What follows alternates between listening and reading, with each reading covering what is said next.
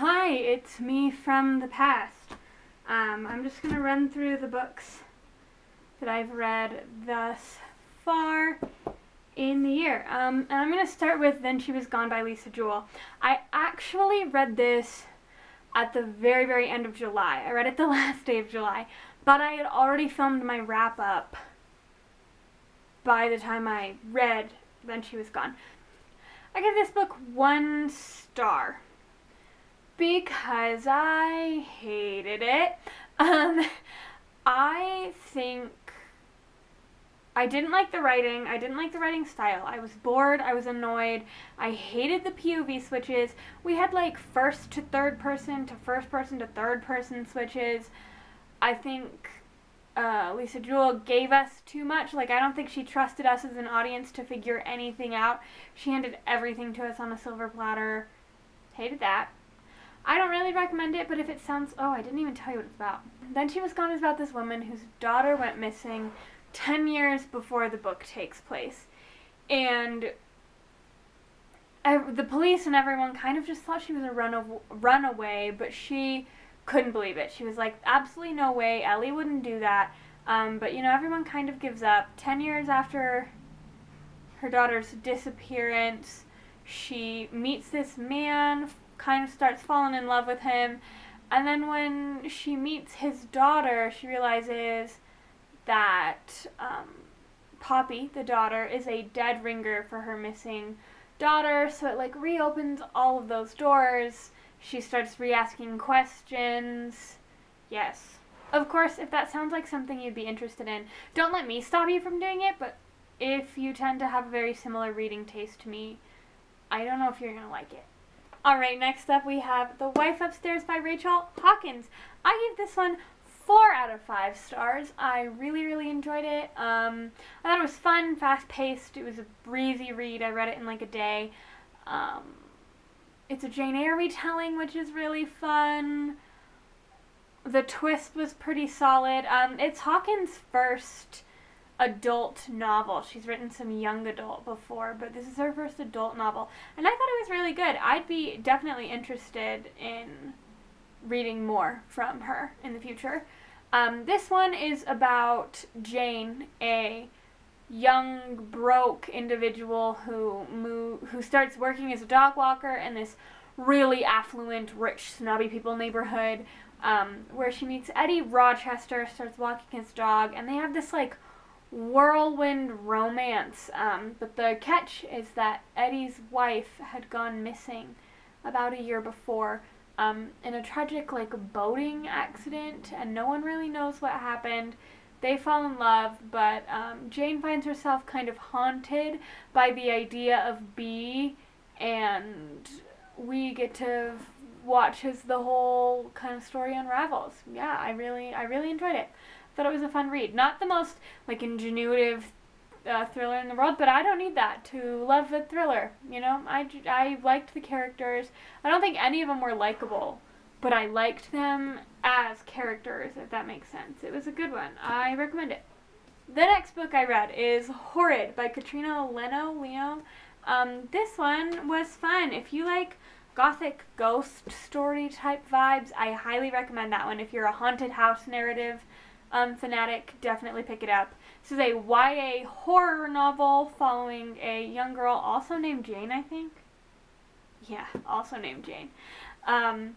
Who her father dies unexpectedly and her mom is absolutely broke. So they move back into her mother's childhood manor in Maine. So they live in LA. They uproot all their lives, move to Maine, and people call it the creep house because it's scary and bad things have happened there, and she starts experiencing some weird shit, and her mom is hiding things from her, and all the town is whispering, but she has no clue what's going on. So we and Jane kind of figure out what's happening in this big scary house.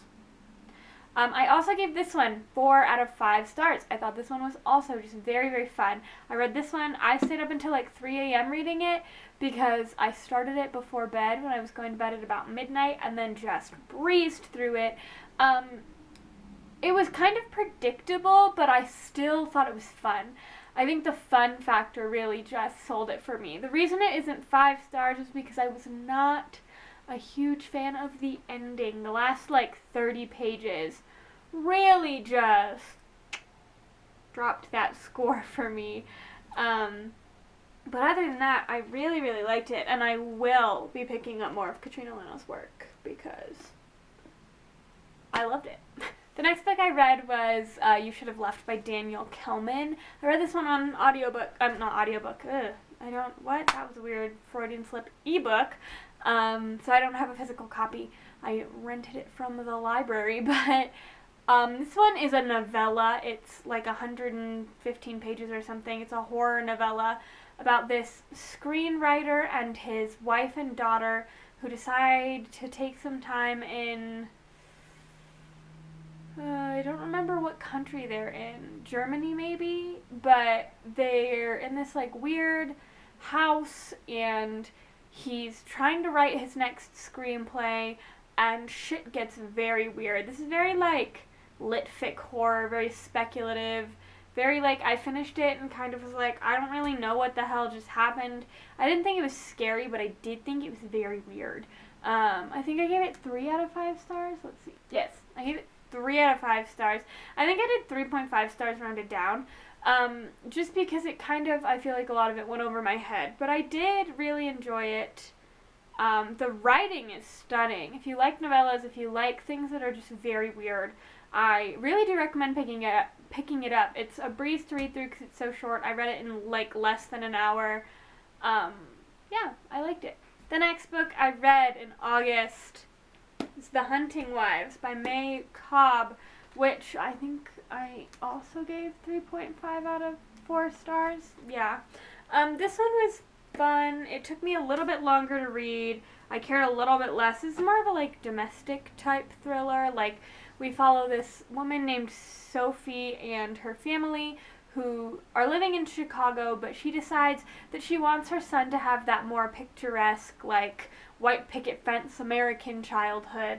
So they move to a smaller city in Texas where she had lived for just a couple of years in high school.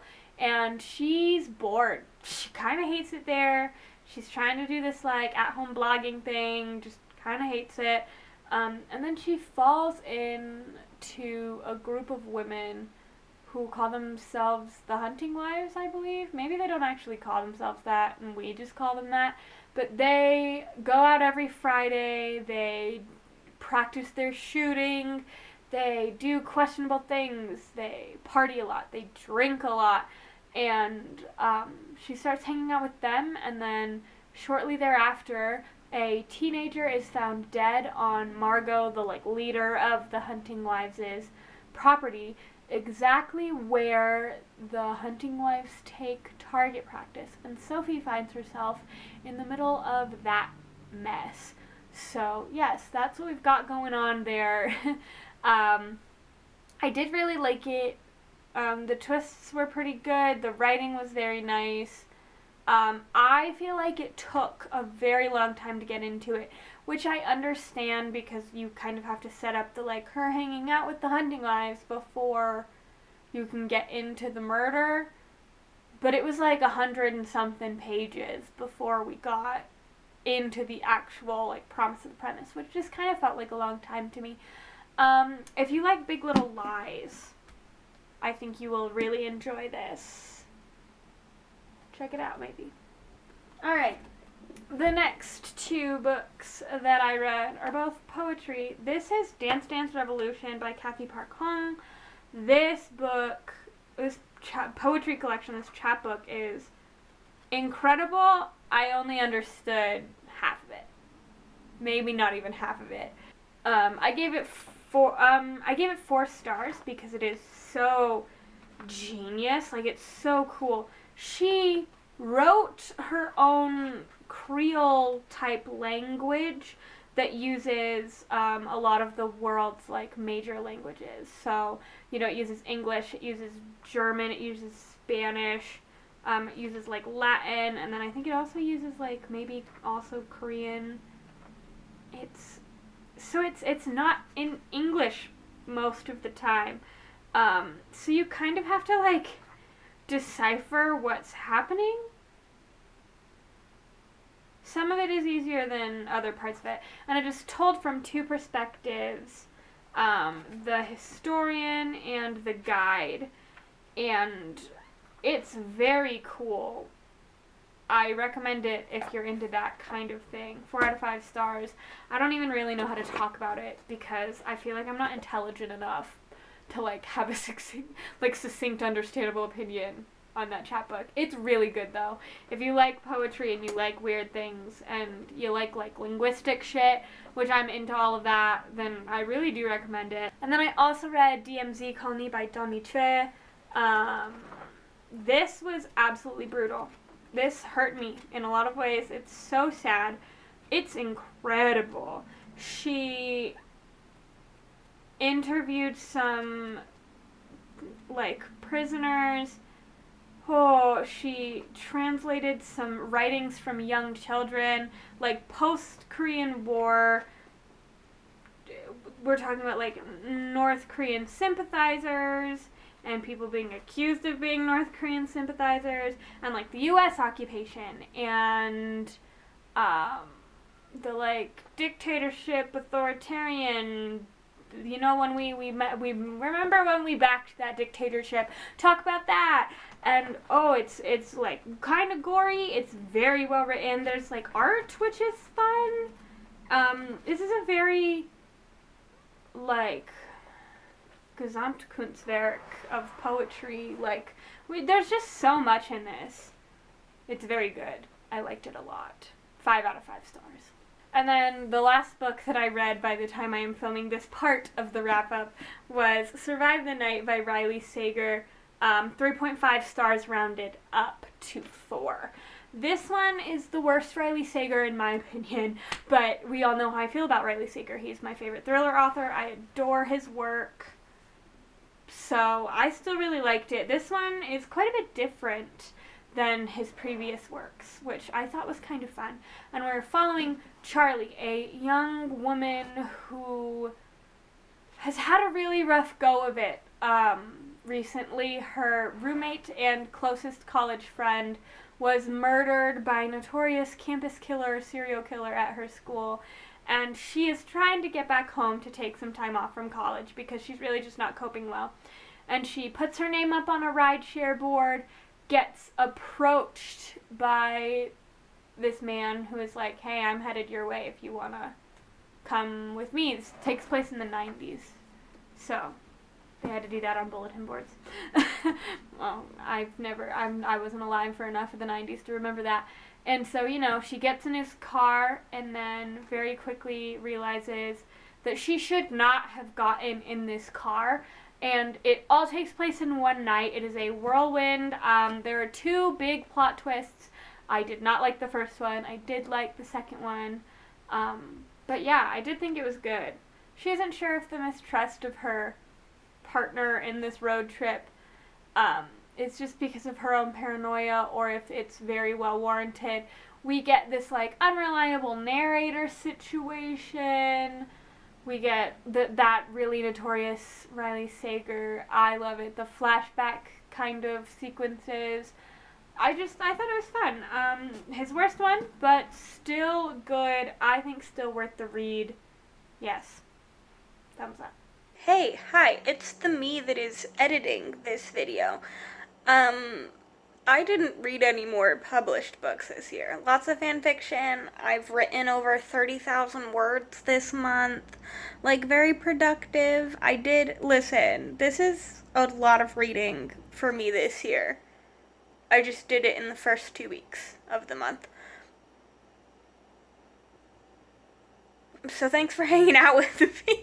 I didn't film an outro because I was expecting to film more. So this is my outro. I will see you guys next week. Bye.